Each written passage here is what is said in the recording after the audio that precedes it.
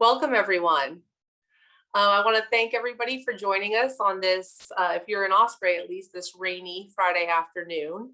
And before I turn it over to my colleagues, David and Kelsey, I just wanted to share my enthusiasm for this project. This is an exciting opportunity for the historic Spanish Point campus. Those of you who have been with us for a while know that nothing like this has ever happened at this campus before. And it's an incredibly exciting opportunity for us to engage with new visitors and to have more people fall in love with this place. So with that, I'm just going to run over a few housekeeping items briefly, and then I'll turn it over to David and Kelsey. So we'll be answering questions at the end. So if you have any questions, please go ahead and drop those in the chat and we'll get to them. And also volunteers, you do not need to worry about recording your hours for this. We will get a list of all of those who have attended, and Vera and I will add those hours for you. So with that, I'm going to turn it over to my colleagues. David Berry is the Vice President for Visitor Engagement and Chief Museum Curator for Marie Selby Botanical Gardens. And Kelsey Neighbors is the Manager and Registrar for Museum Exhibitions. And they've put together a really fun, hopefully exciting program for you guys. And I'm going to turn it over to them now. Thanks so much. Thank you, Caitlin. We'd like to say welcome to everyone. Again, thank you so much for joining us. We have worked many months and weeks and had many visits to historic Spanish Point to put this together. We're so excited to finally be able to share more information with everyone. First, we'd like to say thank you to Jennifer Romanecki, our President and CEO, and Wendy Deming, our COO, for bringing this exciting project to Selby Gardens. We'd also like to thank John McCarthy and Mandy Arthur and their teams and contractors working together to make sure we have all of the internet we need down at HSP and helping with troubleshooting for technical support. Also, thank you to Caitlin Whitaker and her volunteer and visitor services team for always welcoming us when we went down to visit, for offering tram rides and umbrellas when we needed them. We really appreciate that. Also, thank you to our own education department here for keeping the office going when we were off-site. And especially thank you to all of you volunteers and other staff members who are joining us today to learn more about the exhibition. So Seeing the Invisible is an augmented reality exhibition that invites visitors to use their devices and a downloaded app to place artwork in the gardens using GPS data. One of the most exciting aspects of this project is that it's an international partnership. So this was organized in part with the Jerusalem Botanic Gardens and the Outset Contemporary Art Fund and the Jerusalem Foundation. So all of these gardens will simultaneously be hosting this artwork in their own garden sites. So from the screen, you can see we have gardens here in the US, as well as in the United Kingdom, Canada, Israel, and even South Africa. So not only are we partnering with international gardens, we're also hosting artwork from international artists. So this is a great way to bring diverse artists across age, country of origin, and gender, supporting their artwork of emerging and established artists from across the world. So some of the goals for the exhibition, one of the big ones is that this is a new opportunity to activate historic Spanish Point in a new way. When we think about historic Spanish Point, there are many layers of history and storytelling that takes place there. And so with this exhibition, we're not distracting from those stories that are already there, but it's adding a new layer of contemporary artwork to the space. With this exhibition, we're encouraging our communities to engage with each other and enjoy contemporary art outside where it's safe amidst the pandemic. With each artwork and with the themes behind the exhibition, we're exploring connections between art, technology, and nature, and inviting individuals to explore their own personal relationship with nature as well. Yeah, so the show is based on augmented reality, and this is a term that many of you may be familiar with, but we thought we'd take a second to sort of define augmented reality and then distinguish it from another term that no doubt you're familiar with, which is virtual reality. In the case of augmented reality, what we're talking about is the adding in of a layer of the virtual into the physical environment. And in this case, you're going to use a device, either a mobile phone or a tablet, to do that. So this is basically superimposing a virtual image into the physical environment so that when you're looking at your phone, you will see the landscape of historic Spanish Point, but the phone will add in a work into that physical environment for you to interact with. How that differs from virtual reality is, in the case of a VR experience, you would don the VR goggles and you're fully immersed in another world. You don't see the physical environment in which you're located. You are transported completely somewhere else. But in this instance, you see the physical environment of historic Spanish Point, and we're layering in digital information, in this case, in the form of three-dimensional works of art, into that environment. And through the use of your device, you can interact fully with those pieces. A number of them are responsive, so that as you get closer to them or further away, something changes, something happens. A number of them can actually be entered into and explored. And in one case, one of them will actually explode if you get too close to it. So they are responsive to you, the viewer, and it's all based on the technology embedded in the app. But you're going to see a layer of the virtual in the physical environment in which you're positioned at any given point. Yes, and another interesting aspect to augmented reality is the sustainability part of it. So with AR, we're keeping the carbon footprint of the exhibition low. There aren't any large works that are being flown across the world or driven across the country. So that's kept at a minimum. And there's no physical disruption to the garden site. So the garden can support these sometimes super large pieces of art because of it's digital and it doesn't impact the grounds that have been preserved.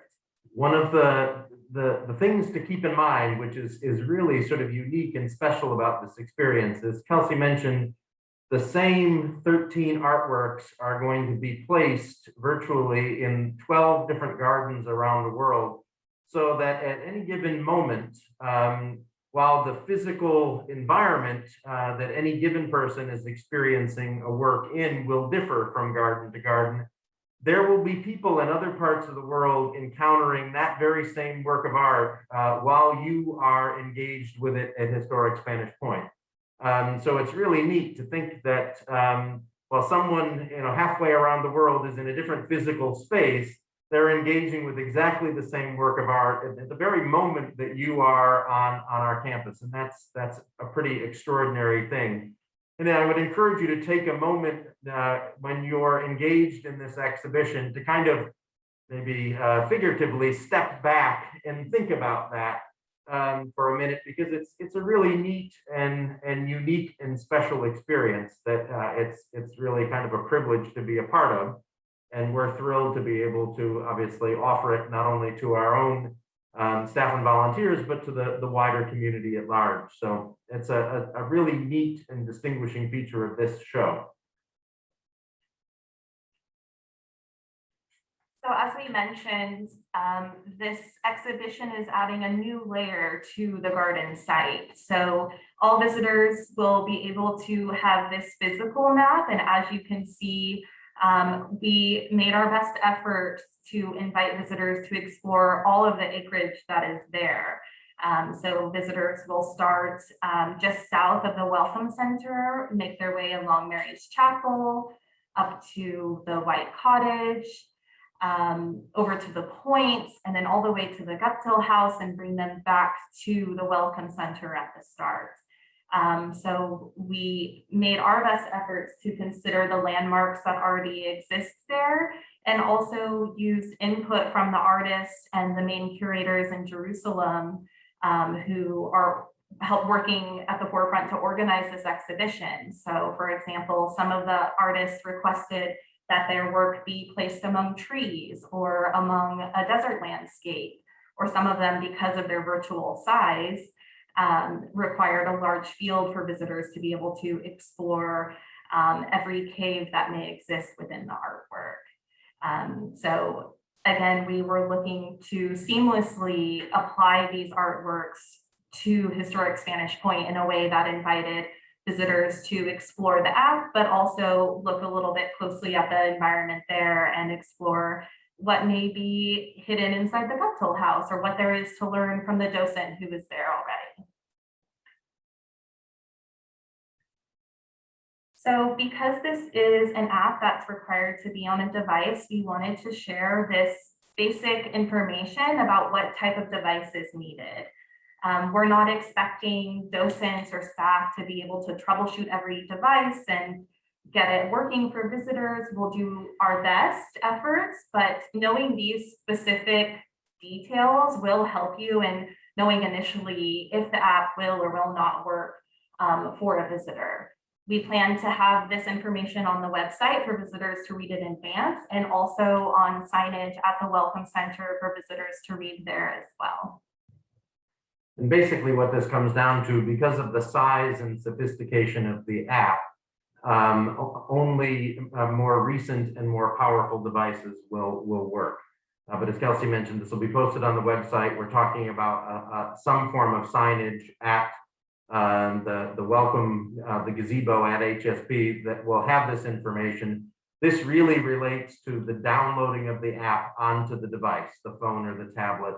And I mean, it's very clear when it doesn't work because the app tells you it's not able to be downloaded, but these are the basic specs that are required for someone to be able to use the app on their phone or their tablet.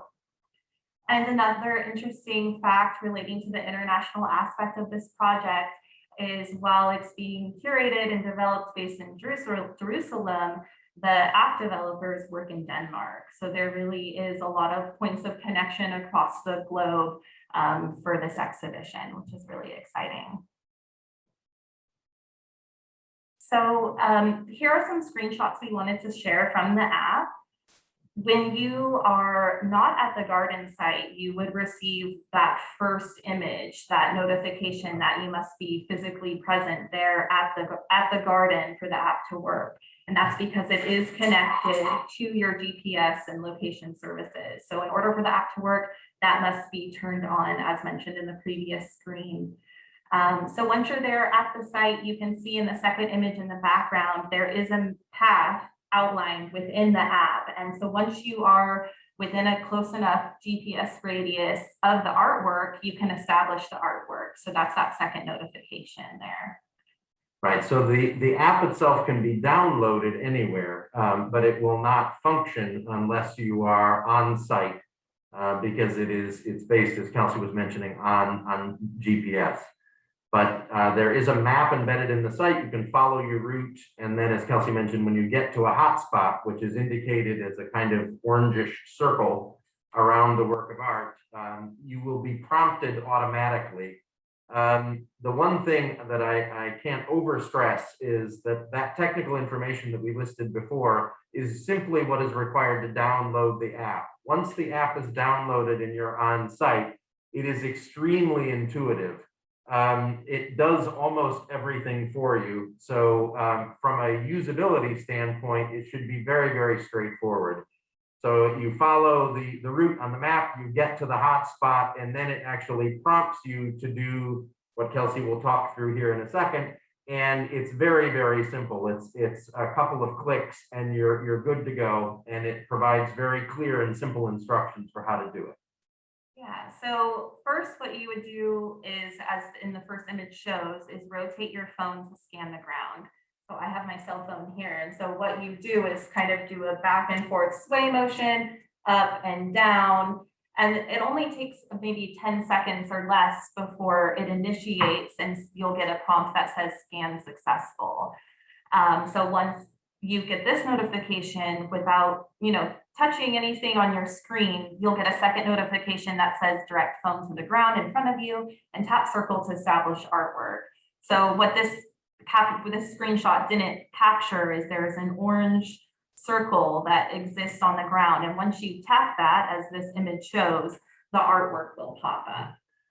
So what this is doing, to sort of explain a little bit more fully, the scanning of the ground is your phone registering, in a sense, the topography of the space in front of you, so that when it places the work looks like it's lying flat on the ground that you see, as opposed to when we went out in the early iterations of this and were testing the original test app, the ground might pitch forward or it might rise up, but the work of art didn't account for that. So sometimes we had this kind of cantilevered experience where the ground is changing elevation, but the work of art looks like it's still sort of almost hovering in space.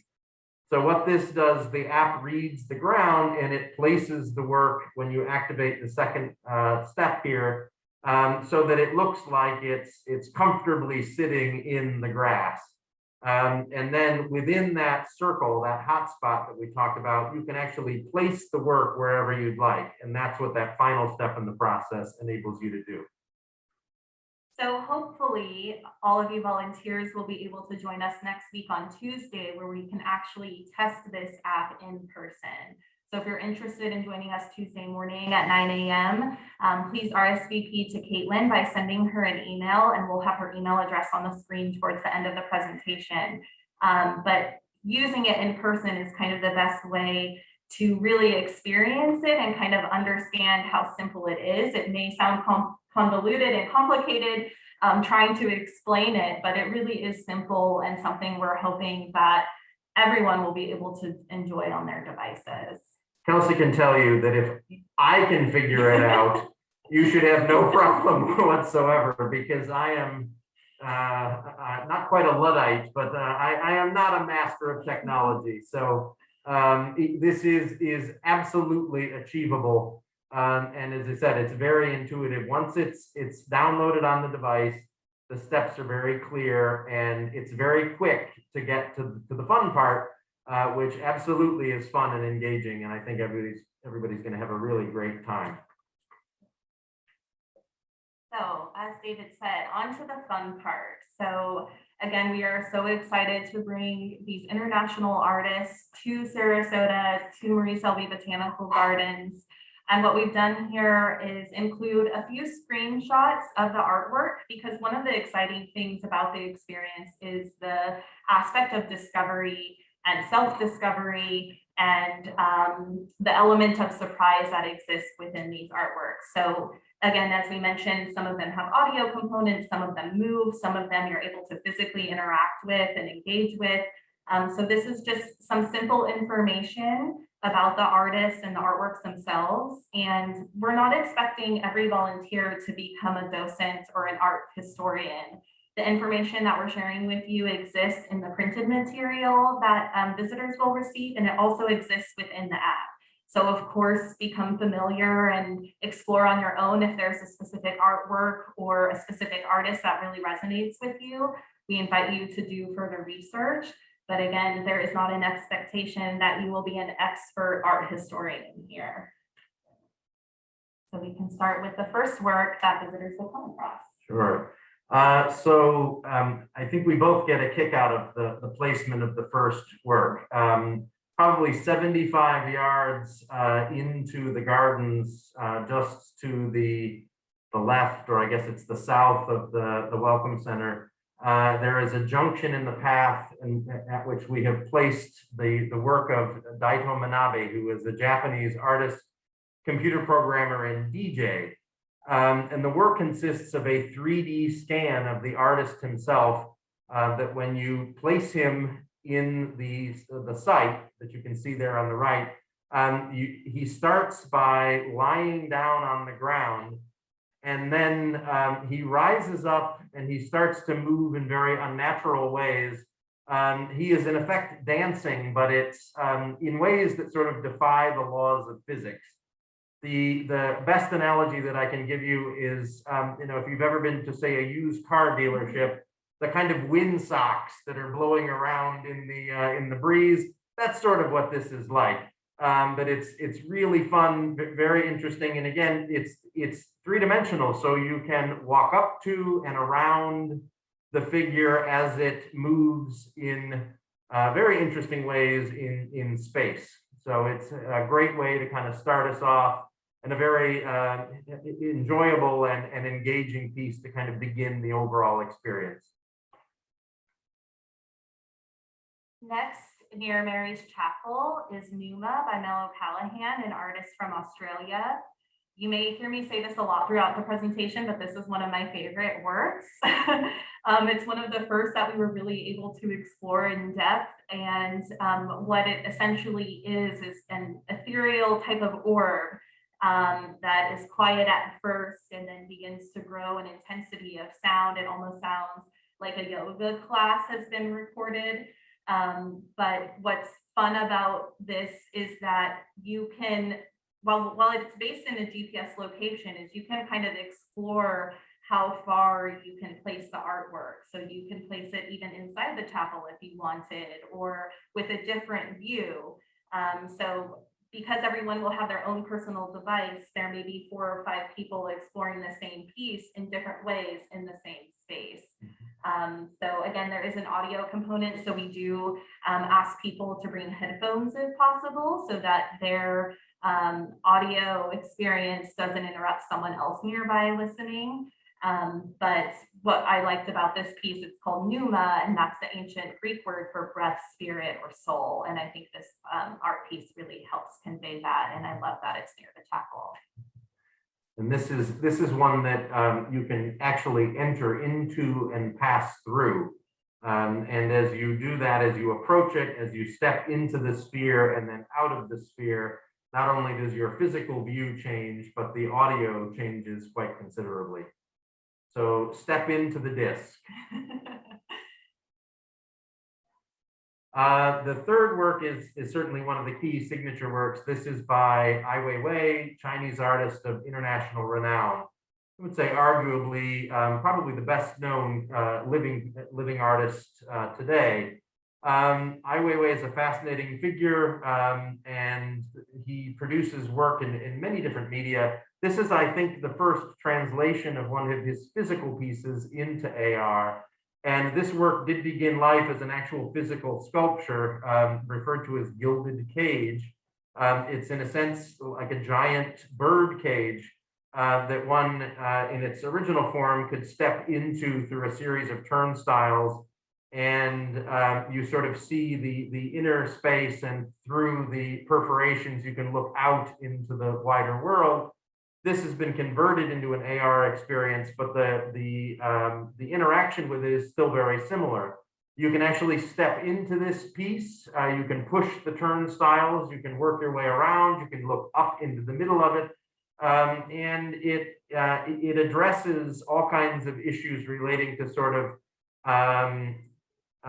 the structures of power. It talks about sort of the creation of borders and fences, and the impact of the sort of divisions that we place on society and between peoples around the world. So it's a physical manifestation of that. In this case, interestingly, created as a virtual experience. But this is highly, highly interactive. You can step into it, pass through it, look up through the middle of it, and it's right, as you can see in that image there, right next to White Cottage, out about halfway down the point. And another favorite piece of mine, this is Sarah MEYOHAS' Dawn Chorus, and it sits beautifully in the center of the pergola there. Again, one of the exciting features about this project is the discovery aspect of it. So I don't want to share too much, but if you love Disney movies and music and birds, piano music, you will really enjoy this piece. This is one that I think people of all ages will enjoy experiencing. And I'm with Kelsey, not to give it away, but this is the one where we sort of ultimately figured out how all this works, because when we were out there in some of the early test runs, we kept accidentally placing this piece in a mangrove behind us, which is not what we wanted to do, but it was in trying to tackle that as a starting point that we figured out how the test step worked, so that we could begin to place these things more meaningfully, less accidentally, in the various environments in which you're going to experience them on site. And as you can see with this environment, there's a few steps, there's a little water feature. So one thing as docents, when you're here on site, a good thing that you could simply do is just remind people to watch their step when they're walking around, because the art pieces are so immersive and engaging. You'll find yourself just staring at your screen and kind of forgetting where your feet are going. So that's a helpful thing that docents can do on site there. Yes, so the next piece, this is the furthest out really at the point, is the work of a Danish artist named JAKOB STEENSEN. This is a fascinating piece. It is the internal structure of a dry cactus. It's based on the 3D scan of an actual plant from the deserts of California, and it sort of rotates. There are also parts of it that float around it as little satellites. And intertwined with it is this sort of fantastical snake-like creature that has these almost like crystal ball-esque eyes that follow you around as you walk around this piece and as it moves in relation to you, the viewer. So it's an absolutely fascinating piece. This was the one where we kept getting the recommendation that it needed to be placed in a desert-like setting, and we kept reminding everybody that this is Florida. So our desert-like setting is the closest point to the water on the point, but actually it works very well, and we got a kick out of the fact that we didn't know it at the time, but that the name of the piece is in effect Water Serpent. So we're very pleased with ourselves that we accidentally stumbled into a good idea. But we do think it's a really fun location. Just remember, when you approach water, the water is real. So as Kelsey said, when you get to a barrier, you're going to want to stop, which is a point I don't think we can overemphasize, because when you're engaged with these works, they are tremendously compelling. You really do sort of lose perspective on what's around you. Which is a testament to the quality of the work, but it is something to keep in mind as you're engaged with these things, that you need to be mindful of the physical environment and of other people who are engaged in a similar experience. Next on the path, we have this piece by PAMELA ROSENKRANZ. Initially, it seems like a very simple piece, a green branch that is along the path, but as you get closer and inspect it more, you can see that it's a system of vessels almost dripping, and it speaks to the connection between human life and plant life. And we think it sits really beautifully among the shade along the path, and even though it's a similar colored green, it still stands out when you're making your way to the next art piece. Yes, and the next work is that of the Turkish artist REFIK ANADOL. This one, actually, like the Rosenkranz before, it is one that sort of evolved over the course of the planning of this project. A couple of these pieces, for example, I mentioned this with the WEIWEI, they began life as a physical work of art that was translated into AR. But the ANADOL and the Rosenkranz and others were created from their inception as, or were conceived, I should say, from their inception as being virtual works. So the image on the right is from an earlier test, and it reflects an earlier iteration of the piece, which was a cube in which there was a sort of living landscape, and it would hover in the physical environment. It is now what you see on the left. It is sort of a panel from the center of which kind of emanates an image, a kind of smoke-like or ghost-like image that is actually a composite, or here it's an algorithm, or it's based on an algorithm of millions and millions of raw images of nature, of planet Earth, that are brought together to sort of paint a new picture of the landscape. And of course, in this instance, you're experiencing that in a very evocative landscape over by the Guptill House.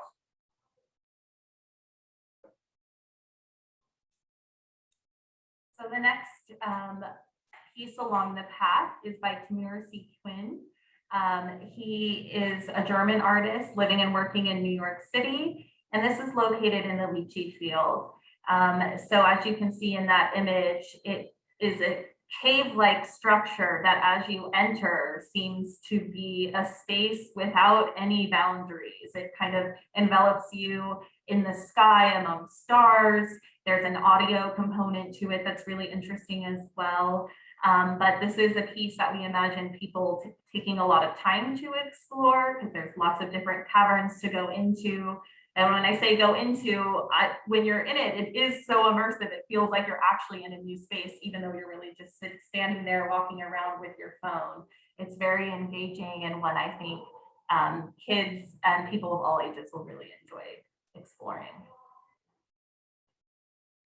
So nearby, basically on the other side of the butterfly house, is this work by Israeli artist Ori Gertz, who's a photographer first and foremost, but this is a kind of a riff off of a 17th century Flemish landscape painting that has been converted into what looks like a sculptural form of a bouquet of flowers set on a plinth. You can walk around it.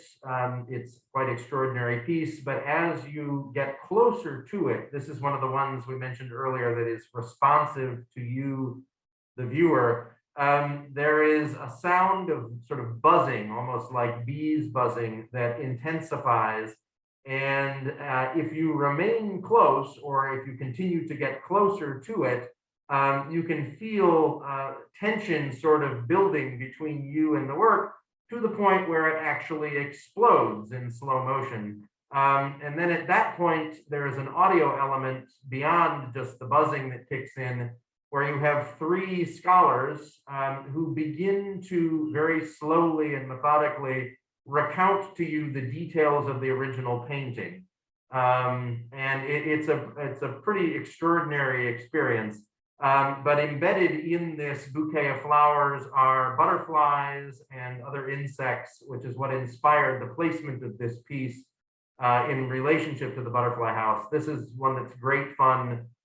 This is also one, we've been joking about this all along as we've been going out and citing these works, where it might be good to step back for a minute and watch other people interact with this, because there are definitely going to be moments that are of considerable, high entertainment value to watch other people respond to a visible bouquet of flowers that explodes in front of them, or with the previous piece, watching people, crawl through an invisible cave should make for good viewing for those that are watching them from a distance. Exactly. Next, along Guptill Road, we have this piece by Julien.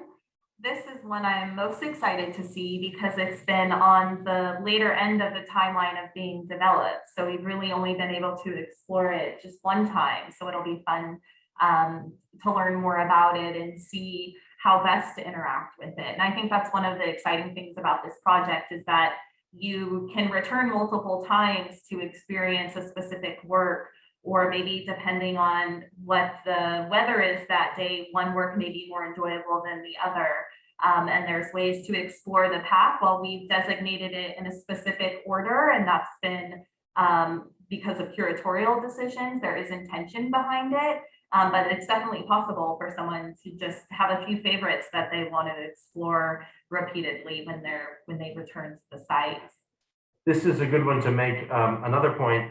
Some of these works are not, maybe the best way to describe it would be time sensitive, and that you place them and they're there to be interacted with, but they don't actually have any kind of sequence. Whereas other works, there's a almost sort of performative aspect to it, like the previous one, as well as what's actually on the screens in the Julien piece. It has a progression. It flows in a particular sort of order and sequence. So you can continue to walk around and engage with it as a physical entity, but it's time-based as well. If at any point, say you see something extraordinary and you want to share it with a friend, You don't necessarily have to wait for the whole sequence to play out and then start it again. On the screen, there is a refresh button that would allow you at any point to basically start the work and replace the work at your discretion, at your leisure. So it gives you optimum flexibility in terms of how you engage with the work. In all cases, whether it's more of a static piece or whether it's one of these time-based works where something plays out in a particular progression.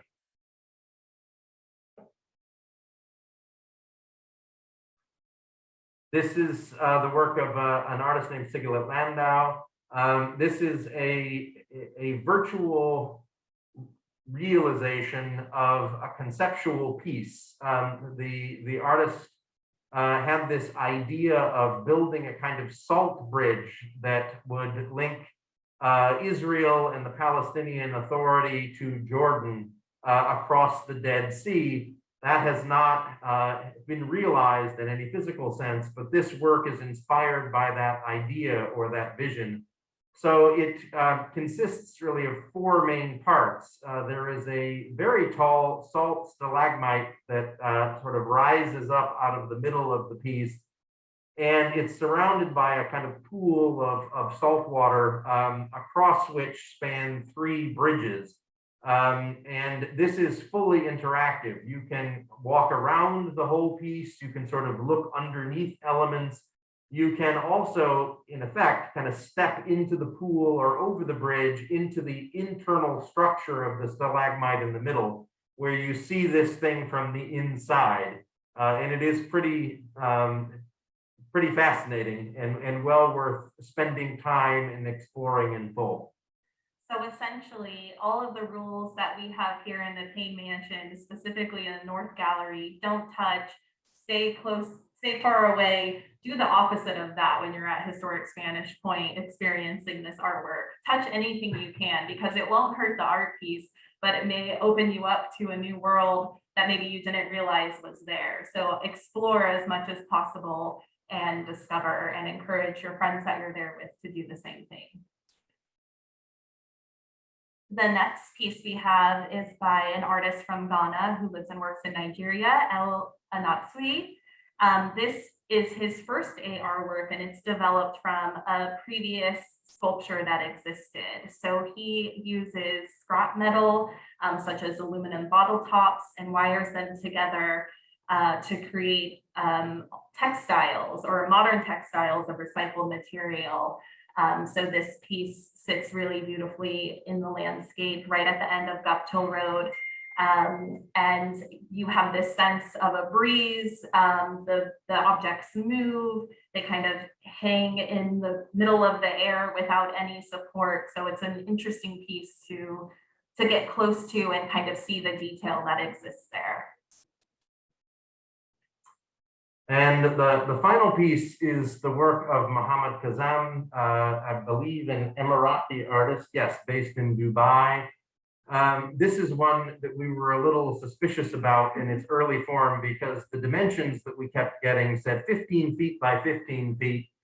And the image that accompanied that was a computer generated rendering of something that looked like a 3 or 4 story building.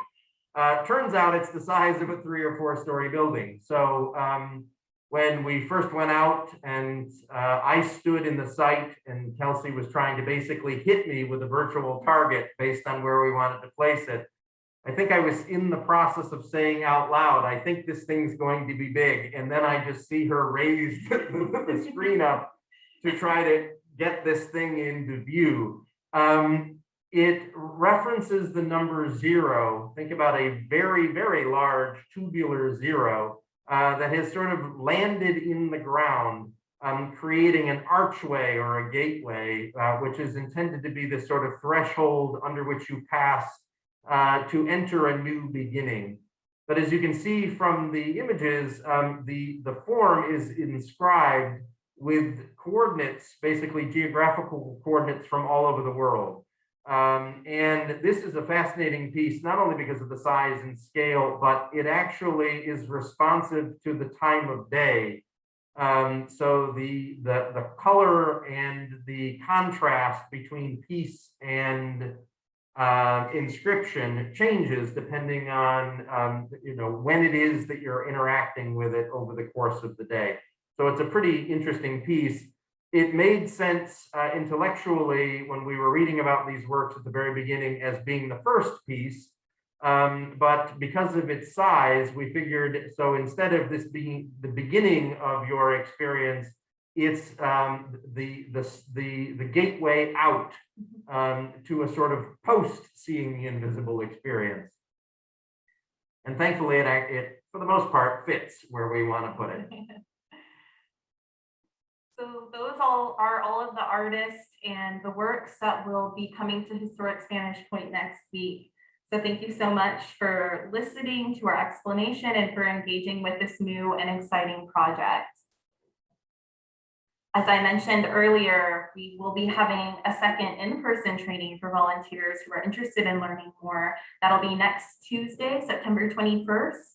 Please meet us at 9 a.m. at Historic Spanish Point near the Welcome Center. If you're interested in coming, we do ask that you email Caitlin at her email address there on the screen to let her know that you are interested in coming. The app is called Seeing the Invisible. It just went to the stores for approval today. So once we have you RSVP, we'll be able to email you a link to get the app downloaded in advance of coming. If you don't have a personal device that supports the app, we'll do our best to make sure that everyone will be able to engage with the app either by sharing someone's device. David and myself will be there along with Caitlin. So we'll make sure that everyone who's there gets a chance to interact with the artwork. And now we'd like to open it to any comments or questions. I see some coming through in the chat feature. So we'll work with Caitlin to make sure we get all of your questions answered. Yes, thank you, David and Kelsey. That was fascinating. I was excited before. Now, after hearing you two talk about it, I just really can't wait to see it in person. Good. You've addressed a couple of the questions that came in, namely, what's the app called? The app's called Seeing the Invisible, correct? And it'll be Yes. available. We'll email it to everyone who RSVPs to Tuesday's training, and then it will be available to download independently from the App Store. When? On Monday? I'm not 100% sure because there's still the sort of approval process as it's made available for download. But soon, very, very soon. And as soon as we know definitively, we'll spread the word. But I would think Monday is pretty likely. Okay, great. And then Jennifer is asking, how long do you anticipate it will take to go through the exhibit in its entirety? It really depends on the kind of dwell time at each work. And that would vary. I think there are a number of factors. How long you chose to engage with the piece, whether you're doing it on your own versus doing it sort of collaboratively with somebody else. It's a lot of fun. It definitely piques the curiosity, but it's also the kind of thing, I mean, we found in our experience that you might like to share because as you're discovering things, it really has that kind of wow factor. And in most instances, what you want to do is immediately turn around and show, look at this to somebody else. So I would think a minimum of an hour to probably more realistically an hour and a half if you wanted to experience it in full.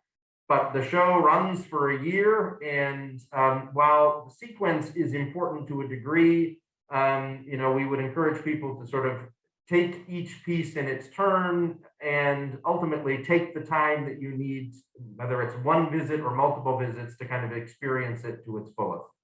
And as we mentioned, this is just another layer to Historic Spanish Point. So while experiencing this artwork specifically may take an hour, hour and a half, there's also the other things that visitors should be exploring while they're there, such as the different landmarks or talking to different docents about the natural landscape or the history that exists. So conceivably, it could be up to 2 hours even. It really depends on what the visitor's intentions are and what their own personal interests are. And as long as your device remains charged, there is no time limit on your ability to activate the different works. So if you got to Guptill House, you wanted to experience the ANADOL piece and then pop into the house and have a little bit of that experience, you can, and you're not in any way impacting on your ability to activate the next work when you move on down the path. Thank you. I think that's a really important point. Next question we have is, once you see a piece, can you screenshot it? Yes, you can. There is the option of taking a picture on the page that is the kind of interface page with the work itself, and it will capture both 3D virtual image as well as anything else that's in view, which can include other people. So you can actually take a picture of somebody with the work, because it includes that layer in the photograph of anything else that's in view, people or physical landscape. We would encourage people to then upload that to social media using the hashtag Seeing the Invisible.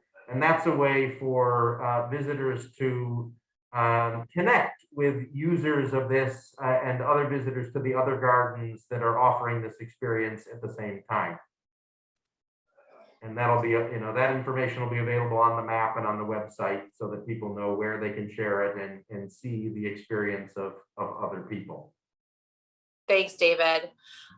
Next question is, will an additional training session be available for the snowbirds? Anne's word, not mine, like me. And big shout out to my friend Anne. Hi, Anne. I can go ahead and take that one, Kelsey, if you like. Yes, there will be additional training sessions, whether it's a group setting or on an individual basis. I think it'll just depend on what the interest is and the timing, but certainly folks who are not in town this coming Tuesday or can't make it, we will have other opportunities for you to get involved and to train if you would like to help out on site, and we appreciate that. Another thing just to add, Caitlin, is that this is a completely new project, and it's as new to you as it is to us, with our answer saying the app should be available next week. So I definitely think it's important for us to get your own feedback as you experience the artwork, or you get visitors' feedback while you're there volunteering with them. And, we may come together again, snowbirds or not, and reevaluate and kind of think through things. So as much feedback as you guys are willing to share with us, we really appreciate it. And just know that we're all learning together and figuring out the best way to provide an exceptional visitor experience for all of our visitors and members. Absolutely. Next question from Katie is, are the pieces of artwork being shown on our campus the same as at all other locations? And why were these specific pieces chosen? And did you mention who chose them? They are the same works. What will vary from site to site is the physical environment in which they're placed, which is going to vary quite widely. We have the Royal Botanic Garden, Edinburgh, which is one of the great sort of historic gardens of Britain, a very formal garden, to Kirkenbach in South Africa that has this extraordinary mountain that rises up in the middle of it. So the physical environment with the two gardens in this country that are more sort of desert-like landscapes. So the topography will change, the works will not, but because the works are, it really is experiential, the environment does have an impact. So there's a level of consistency in that the work is the same, but the experience of it is going to differ from site to site. The selection of works was done by the curatorial team based in Israel. Tal Michael Herring and Hadass Meyor were the two lead curators, and they worked with the artists to select pieces that they felt were appropriate to this format, but also I think they were thinking very much about really all the factors we've been addressing today, having international representation, creating works that were interactive and immersive, that had something to say about our relationship to the environment. So there were probably many factors that went into place. So it was the two lead curators that worked with the artists to select the works. And then those two people worked with all of the teams at the different gardens around the world to determine the placement of those works in the landscape. Thanks, David. Next question is from Tom. What are the dates for the show?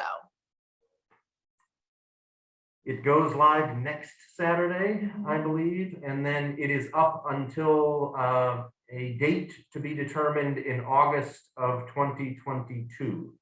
So it runs for almost a full calendar year.